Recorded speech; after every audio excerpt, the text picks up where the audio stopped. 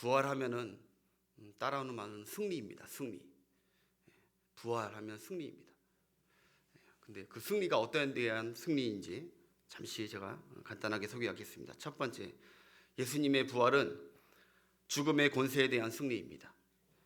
인간에게 죽음은 최고의 공포이고 두려움 그 자체였죠.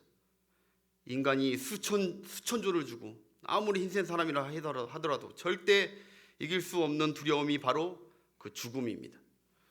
죽음이 왜 두렵고 죽음의 권세가 왜 최고의 공포일까?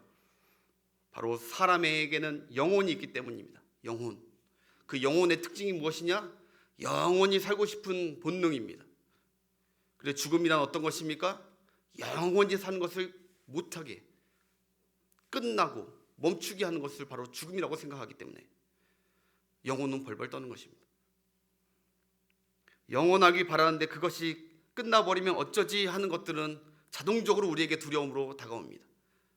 예를 들어서 내가 어떤 사랑하는 남편, 사랑하는 애인, 남자친구와 그 사랑이 영원하고 싶은데 우리에게 두려움이 몰려올 때는 그 사랑이 영원하지 않을까 봐 두려워합니다. 우리가 이 재물을 모아놨는데 이 재물이 영원하고 싶은데 영원하지 않을까 봐 두려워합니다. 우리가 이 성공을 이루었으면 이 성공이 영원하고 싶은데 근데 영원하지 않을까 봐 두려워합니다. 이 미모가 영원할 것 같은데 영원하지 않아 두려워하고, 이 권력이 이 어떻게 잡은 권력인데 영원하길 원하는데 영원하지 않을까 봐 끝날까 봐 두려워합니다.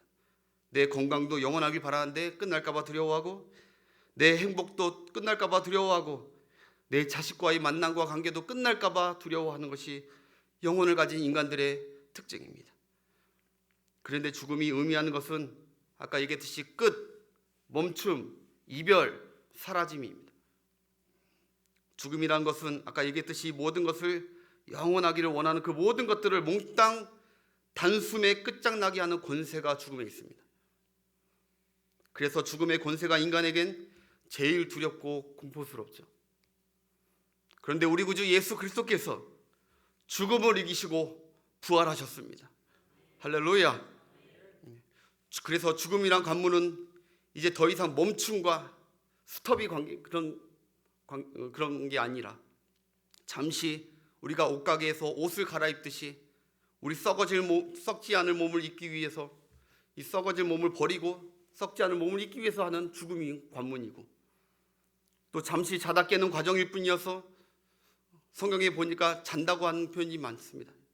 자다 깨는 것과 같아서 나의 영원한 생애가 예수님처럼 멈추지 않을 것이라는 이 소망을 주는 사건이 바로 부활 사건인 줄 믿습니다.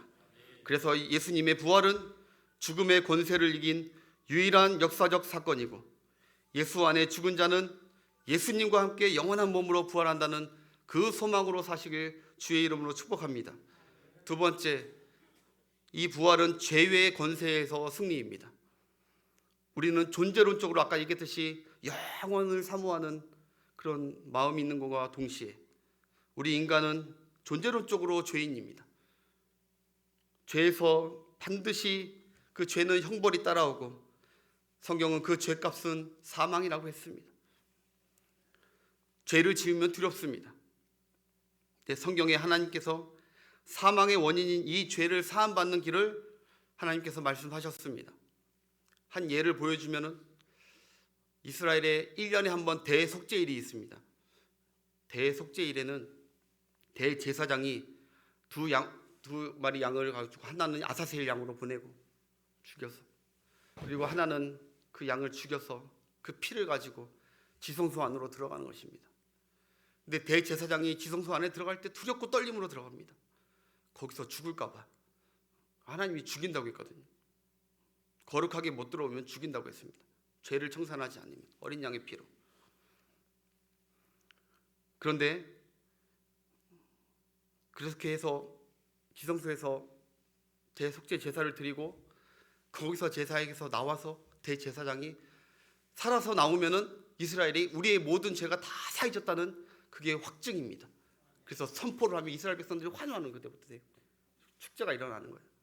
우리의 죄를 하나님께서 다 사해줬다고, 죄를 용서해줬다고, 죄의 권세에서 우리는 해방됐다는. 그래서 대제사장이 지성소에 들어가서 살아 나오면 그거는 하나님께서 죄를 속죄했다는 증거입니다. 그런데 신대원 구약학 교수님에게 제가 한번 여쭤봤어요. 들었던 수업이 있어요. 그때 성경에 단 한 번도 대제사장이 지성소 안에 들어가서 죽어서 나왔던 적은 없다고 합니다. 방울을 메고 허리에 끈을 메고 했다는 얘기는 우리 한국 교회에 있는데, 그런데 죽어서 나온 적은 한 번도 없다고 합니다. 그러면서 큰 대제사장이고 하나님의 어린 양이신 예수님이 대제사장이 살아나왔던 것처럼 예수님도 하나님께서 무덤에서 가만둘 수 없는 것입니다. 무덤에서 그냥 죽어버리면 그건 우리 죄가 속죄가 안 된 것입니다. 죄의 권세에 진 것입니다. 근데 하나님께서 예수님을 살리심으로, 죽음에서 무덤에서 살리심으로 우리 죄가 완전히 청산됐다는 것을 우리에게 확증해 주신 줄 믿습니다. 그래서 죄에 대해서 승리했다는 선포가 바로 예수님이 부활하신 그 증거입니다. 예수님께서 지성소 같은 무덤에서 살아나오신 것은 대제사장이 지성소에서 살아나온 증표와 똑같습니다. 그러니까 하나님께서 예수님을 부활시킨 사건은 하나님께서 죄의 권세에서 해방시키고 승리하신 사건인 줄 믿습니다. 우린 죄 용서받은 줄 믿습니다. 세 번째, 예수님의 부활은 바로 불의한 세력의 권세에서에 대한 승리입니다. 예수님을 죽인 그 빌라도, 그 당시 모든 유대인들, 종교 지도자들에 대해, 그리고 그들의 앞잡이 마귀 권세에 대해서 부활하심으로 말미암아 예수님이 이기고 승리하신 것을 만천하에 들여보냈습니다. 진리가 이기고 의가 이긴다는 것을 예수님이 확증해 주셨습니다. 이 땅에 하나님 보시기에 의인이 있고 불의한 자들이 있습니다. 지금은 그냥 하나님께서 둘이 그냥 가만둡니다. 우리 주위에 얼마나 불의한 사람들도 많습니까? 하나님과 하나님의 아들 예수님을 업신여기고 믿지 않고 조롱하고 비방하는 자들이 많습니다.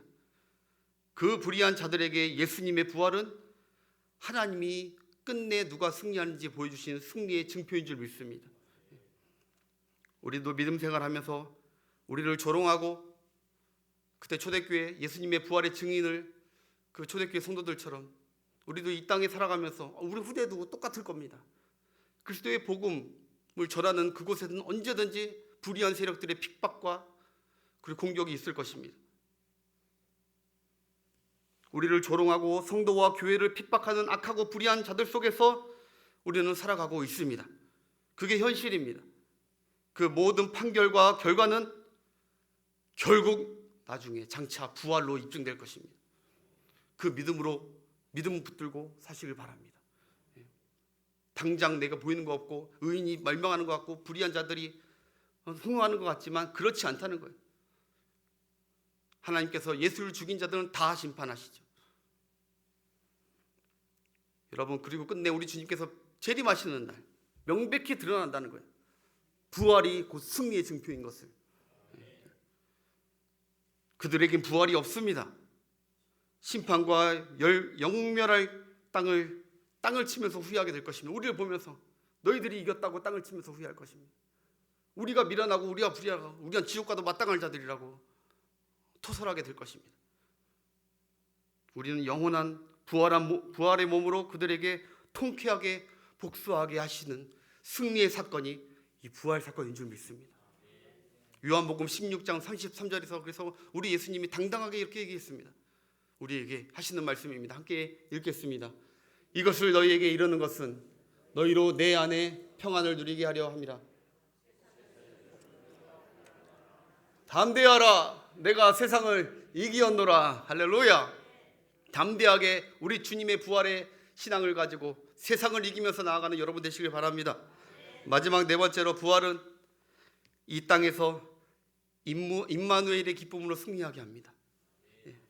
여러분, 오늘 주인공은 막달라 마리아입니다. 여러분 잘 아실 것입니다. 막달라 마리아는 막달라 지역에서 살았던 여인이었는데, 그 여인이 어떻게 예수님을 따라왔냐면, 예수님 만나기 전에는 7 귀신이 들리는 여인이었어요. 7 귀신. 7 귀신, 성경에서 7이라는 숫자는 완전히 귀신의 지집에 당하고 살았던 여인입니다. 불쌍한 여인입니다. 근데 그 여인이 예수님 예수님이 그 여인을 만나 주셔서 그 여인에 있던 귀신들을 다 물리쳐 주셨습니다. 그래서 막달라 마리아는 이제 새로운 예수님 때문에 새로운 삶을 살게 되었던 것이죠. 그 사람은 새 사람이 되어서 예수님을 너무 사랑하고 흠모하는 여인으로 바뀌었습니다. 그래서 자기가 신부 이제 혼수 예물로 모은 그 향유를 예수님께 다 부어버립니다. 깨트리고 예수님께 부어버립니다. 한마디로 여러분, 예수님께 마음으로 시집을 온 여인입니다.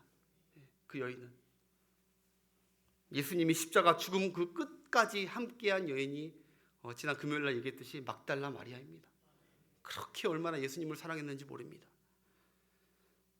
그녀의 눈에는 오직 예수님만 보였고 그녀의 마음도 온통 예수님밖에 없었던 여인이었습니다. 그래서 오늘도 보면은 예수님 부활하신 그날도 제일 먼저 새벽에 간 예수님 그리워서 간 여인이 바로 막달라 마리아입니다. 예수님의 무덤에 간 여인.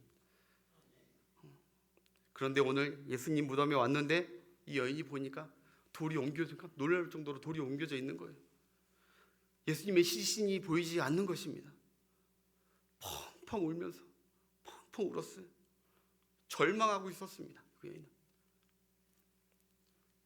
예수님에게 연민에 빠진 그 여인. 예수님이 죽으신 것도 서럽고 너무너무 슬픈데 예수님의 시신만저 없어졌다는 사실에 좌멸하고 말고 절망에 빠져버리고 맙니다. 솟구치는 감정을 어떻게 할 수 없어 원통해가지고 울고 있는 그 여인. 원어를 보니까 소리내어 통곡해서 우는. 11절부터 17절까지 본문 다시 한번 보겠습니다. 11절부터 시작. 마리아는 무덤 밖에 서서 울고 있더니 울면서 구부려 무덤 안을 들여다보니 흰옷 입은 두 천사가 예수의 시체에 누웠던 곳에 하나는 머리편에 하나는 발편에 앉았더라. 천사들이 이르되 여자여 어찌하여 우느냐. 이르되 사람들이 내 주님을 옮겼다가 어디 두었는지 내가 알지. 지금 아직 부활하는지 모르는 거예요. 옮겼다가 뒀대요. 걸어가는 것도 아니에요. 예수님이 말씀하셨는데 믿지 못하고 있었어요. 그 다음 절, 이 말을 하고 뒤를 돌이켜 예수께서 서신 것을 보았으나 예수님의 형체를 잘 못 알아봤죠. 제자들도 그렇고 부활. 그 다음 예수께서 이르시되 여자여 어찌하여 울며 누구를 찾느냐 하시니 마리아는 그가 동산직인 줄 알고 이르되 주여 당신이 옮겼거든 어디 두었는지 내게 이르소서. 그리하면 내가 가져가리이다. 예수께서 마리아야 하시거늘 마리아가 돌이켜 히브리 말로 라보니 하니 이는 선생님이라는 말이라. 예수께서 이르시되 나를 붙들지 말라. 내가 아직 아버지께로 올라가지. 여기까지 하겠습니다. 깜짝 놀란 거예요. 예수님을 보니까. 그러니까 그 여인이 지금까지 신앙은 뭐예요? 완전한 신앙은 아니었던 거예요. 반쪽짜리 신앙이에요. 예수님의 말씀을 온전히 다 믿지 못했던 신앙이에요. 부활하신다고 몇 번을 얘기했는데 근데 예수님이 죽은 줄 알았던 거예요. 사랑하는 마음은 큰데 믿음은 아직 약했던 그녀. 여러분 여기서 예수님께서 나를 붙들지 말라 그래요. 근데 이게 무슨 말인지 여러분 아시겠어요? 이게 나를 붙들지 말라 이건 말은 야 부정 타니까 나 만지지 마 이런 말이 아니에요. 나는 거룩하고 너는 나 아직 부활 테니까 부정 타니까 만지지 마 이런 말이 아닙니다. 나를 붙들지 말라고요. 예수님은 이렇게 말한 이유가 있습니다. 예수님은 사랑하는 이 막달라 마리아가 그동안 너무 의존적인 성향인 거예요. 신앙이 너무 의존적인 신앙. 한마디로 감정 기복이 너무 심해요. 예수님도 이 여인을 사랑하는데 예수님께 올인하는 건 좋은데 말씀에 굳게 서는 게 아니라 기복이 너무 심한 거예요. 쉽게 얘기해서 뜨겁게 살아갔다 말았다 슬퍼했다가 절망으로 확 예수님이 없으면 절망으로 날아갔다가 예수님 보면 예수님 하고. 우리 주위에 그런 사람들이 있습니다. 제가 필리핀에 있을 때도 피아노 반주를 치던 어떤 나이 지긋하신 여자 집사님이 계세요. 55세 강 집사님이 계시는데 그 집사님이 필리핀에 오셨는데 결혼 25년 차 정도 됐어요. 55 됐는데 근데 아직 자녀가 없어요. 남편하고 둘만 살아요. 근데 그분이 그렇게 감정 기복이 심해요. 남편 없으면 어쩔 줄 몰라요. 그리고 남편 있으면 언제 그랬냐는 듯이 강아지가 꼬리치듯이 너무너무 좋아서 헤헤 웃고. 그러니까 그분의 모든 것이, 그래서 감정 기복이 너무 심하니까 음악도 달라요. 찬양을 해야 되는데 어느 날은 음악을 쫙 하는데 어느 날은, 그건 우리 다 알아요. 성도들이 남편하고 남편을 너무 의존해. 그러니까 어디 남편 없으면 어디 차 한 대도 못 타요. 자꾸 남편이 와서 태워다 줘야 돼. 다. 남편 바라기. 이게 금술 좋은 걸 떠나서 심각한 의존증이에요. 예수님이 여러분 나를 붙들지 말라는 이 뜻은, 여러분 언제까지 내가 너에게 보여주고 만져줘야 너희가 평안하고 안정을 누릴래? 언제까지? 내가 느껴질 때는 그때 기뻐서 어쩔 줄 몰라고, 내가 잠시 없어지고 조용하면은 그때는 절망하고 있는 그 막달라 마리아를 보면서 주님이 안타까운 거예요. 예수님이 그러십니다. 마리아야, 나는 이제 부활했고 곧 너를 떠나 승천할 텐데, 이제 너한테 안 보일 텐데, 너와 영원히 함께하려고 성령으로 내 마음속에 영원히 함께하려고 올라갈 텐데, 내가 나 안 보인다고 딱담회하고 신앙 잃어버리고 그러지 말라는 거예요. 이제는 신앙이 부활 신앙을 믿고 말씀을 믿고 말씀 위에 굳게 서서, 내가 어떠한 일이 벌어지든 예수님이 가까이 계시다 느껴지든 안 느껴지든 간에 말씀 위에 굳게 말씀 위에 믿는 약속의 말씀을 믿고 흔들리지 않는 신앙으로, 굳은 신앙으로 신앙생활을 해나가야 된다는 거예요. 할렐루야. 보고 느껴져야 믿는 신앙 말고 안 보이더라도 약속을 믿는 신앙. 언제까지 내가 안 보이면 절망하고 보여지면 안심하는 신앙생활 할래? 부활한 내가 약속의 말씀과 성령으로 너와 늘 함께하고 있음을, 그것을 믿는 믿음으로 신앙생활을 해야 된다는 거예요. 하나님께서 보이지 않고 내 안에, 예수님께서 내 안에 계시는 신앙. 여러분 교회에서도 뭔가 뜨거워져야 주님 함께 하시는 것 같고, 뜨겁지 않으면 주님이 날 멀어지는 것 같고, 내 삶에도 뭔가 역사가 막 일어나야 예수님이 나와 가까이 계시는 것 같고, 내 삶이 어려우면 예수님이 멀어진 것 같고, 감정 기복이 심해가지고 신앙생활이 믿었다 의심했다 약속의 말씀에 쓰지 않고, 예수님이 오늘 부활하셔서 나타나셔서 하시는 말씀, 나를 만지고 보고 믿지 말고 내가 너에게 확실한 증거를 보여줄 테니까 이제 나를 그렇게 믿지 말고 말씀 믿고 믿음으로 신앙생활해라. 그게 누가복음 이제 24장 50절부터 53절 한번 보겠습니다. 예수님께서 승천하시고 나서 이제 그 여인이, 이제 예수님이 잊고 떠나고 이걸 떠나서 그 여인이 어떻게 변했는지 봅시다. 시작. 예수께서 그들을 데리고 베다니 앞까지 나가서 손을 들어 그들에게 축복하시더니, 예수 승천하시면서 축복하실 때 그들을 떠나 하늘로 올려지시니 그들이 그에게 경배하고 뭐예요?